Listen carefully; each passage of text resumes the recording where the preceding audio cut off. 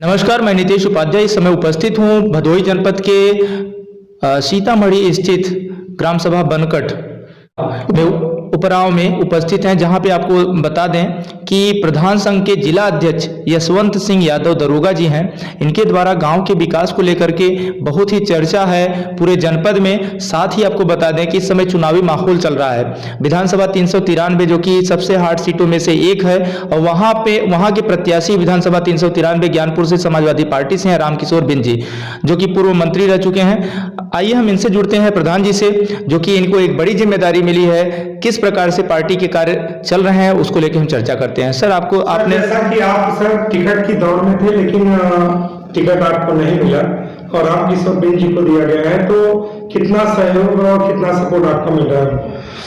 हमारा सहयोग बहुत ईमानदारी से पूरी पार्टी को है, क्योंकि समाजवादी पार्टी से प्रत्याशी हैं आदरणीय रामकिशोर बिंद जी, और हम तो शुरू से ही हम लोग जो लड़ाई लड़ रहे हैं सभी जाति धर्म की है। विकास की लड़ाई है, शिक्षा की लड़ाई है, सभी महिलाओं की लड़ाई है, बच्चों की लड़ाई है, चाहे अल्पसंख्यक हो, चाहे जो SC वर्ग हो, चाहे BC वर्ग हो, चाहे जनरल कास्ट हो, सभी की लड़ाई समाजवादी पार्टी लड़ रही है। इस समय जो 22 की जो चुनाव है बहुत महत्वपूर्ण है। इसमें किसी जाति धर्म की लड़ाई नहीं है, ये मानवता की लड़ाई है।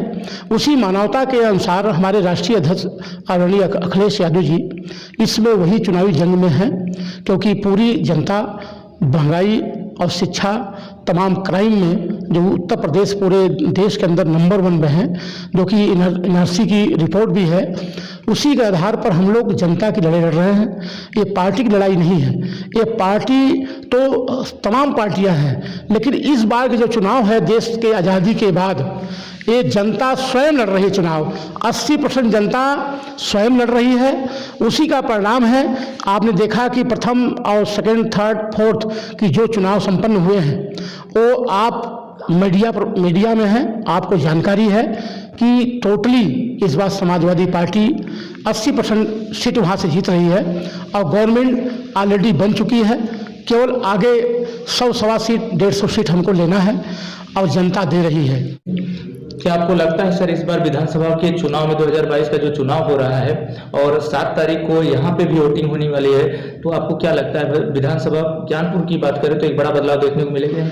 यहाँ बदलाव 100% है कि देखिए जनता जागरूक है। अब यहाँ न बालू का ठेका होगा, न किसी को दबाया जाएगा। एक प्रत्याशी हैं जो 25 साल 26 साल से केवल 10-20 जो चमचे हैं, दलाल किस्म के लोग हैं, जिसको अपनी इज्जत बेइज्जत का पता नहीं है, उनको जो है दलाली करके और खाते थे और खिलाते थे, और यहाँ की ज्ञानपुर की पूरी जो बालू है उसको खनन करके आज अगर बाढ़ तगड़े में आ जाए तो कुनिया क्षेत्र डूब जाएगा, क्योंकि अंदर से उन्होंने खोखला कर दिया है। उनको हारना तय है। जनता के इस बार जनता से क्या अपील करेंगे चुनाव को लेकर के? जनता से मैं अपील करूंगा कि ज्ञानपुर का ही जो प्रत्याशी हो उनको जिताइए, और उनके घर पर काम नहीं करते, उनके घर पर चढ़ के काम कराइए, कान पकड़ के काम कराइए, और हम लोग जिम्मेदार लोग हैं। और जो भी जीते। सर, आप समाज सेवी भी रहे हैं, और आप गांव के विकास के लिए अगर देखा जाए तो पूरे जनपद में ये बनकट ग्राम सभा सीतामढ़ी के पास वाला ये पूरे जनपद में चर्चा का विषय बना हुआ है। जो सचिवालय आपने स्थापित किया है, ऐसा सचिवालय पूरे जनपद में नहीं बना है। क्या कहेंगे इसको लेकर के? कितनी बड़ी भूमिका मानते हैं? कैसे आप प्रेरित हुए? प्रेरित क्या, हमने हरियाणा में गया था तो वहाँ पर मैंने देखा, जब सरपंच होते हैं वहाँ, तो मैंने वहाँ देखा एक 8 बीघे में बना था। वहाँ ज़मीनें काफ़ी हैं, जनसंख्या कम है, क्षेत्रफल में ज़्यादा बड़ा है हरियाणा। तो मैंने देखा तो उसी समय हुआ, लेकिन हमारे पास जितनी ज़मीन थी उसी को समुचित ढंग से हमने ईमानदारी से इसको बनवाया, क्योंकि पंचायत घर एक ऐसा प्लेसमेंट होता है जैसे सचिवालय होता है मुख्यमंत्री जी का जो लखनऊ में है, उसी प्रकार ग्राम सचिवालय होता है। आप अच्छी जगह नहीं होगी तो अच्छा वातावरण नहीं होगा, तो आप बैठ करके विकास के बारे कैसे सोचेंगे? तमाम ग्रामीण हैं, बुद्धिजीवी, उनको बुला करके उनसे आप बात करेंगे कि हम विकास करना चाहते हैं गाँव का, कैसे किया जाए, कम पैसे में अच्छा काम कैसे हो। उसी के प्रेरित होकर के हमने काम किया है, और ईश्वर की कृपा से ये पंचायत भवन अच्छा हुआ। तो तमाम लोग सराहना आप भी कर रहे हैं, मैं आपको धन्यवाद देता हूँ। जैसा कि जनपद में अगर हम बात करें तो आने वाले दिनों में अगर गांव के विकास के लिए क्या योजनाएं चल रही हैं, किस प्रकार के गांव को ये तो कंफर्म हो गया है कि एक आदर्श ग्राम सभा आपने अभी स्थापित कर दिया है ग्राम सभा बनकट को, जो कि इसको लेकर के पूरे जनपद में, प्रदेश में भी चर्चा है। अगर निश्चित रूप से फिर से आपको एक बड़े दायित्व दिया जाता है पार्टी की तरफ से, आप समाजवादी पार्टी के वरिष्ठ नेता भी हैं, अगर यहाँ से कोई टिकट के लिए क्या तैयारियां रहेंगी आगे चुनाव लड़ने के लिए? देखिए भाई, हम तो त्याग किए हैं जी। पुलिस विभाग से मैं इंस्पेक्टर से आया बिहार से लेकर 5 साल पहले। हमने नहीं सोचा कि हमको पद प्रतिष्ठा से मतलब नहीं है, हम जनता के दिल में बसे रहें, यही जीवन में है और कुछ नहीं भैया। सबको एक दिन जाना है। आज के राजनीति में चोर लफंगे डकैत टाइप के लोग, जिसके पास बहुत पैसा है, डकैती चोरी कर लिए हैं, उन्हीं की पार्टियां भी टिकट दे रही हैं। लेकिन हमारे यहाँ ज्ञानपुर से जिस कैंडिडेट को समाजवादी पार्टी ने दिया है 3 विधानसभा में, उसमें एक गरीब तबके के लोग हैं, इतना पैसा नहीं है उनके पास, लेकिन ये जनता में उनकी सब जनता खुद चुनाव लड़ रही है इस बार। और हम तो, हमारी उद्देश्य यही है कि हमको पद प्रतिष्ठा से मेरा मतलब नहीं रहा है। हम त्याग किए हैं और त्याग करते रहेंगे।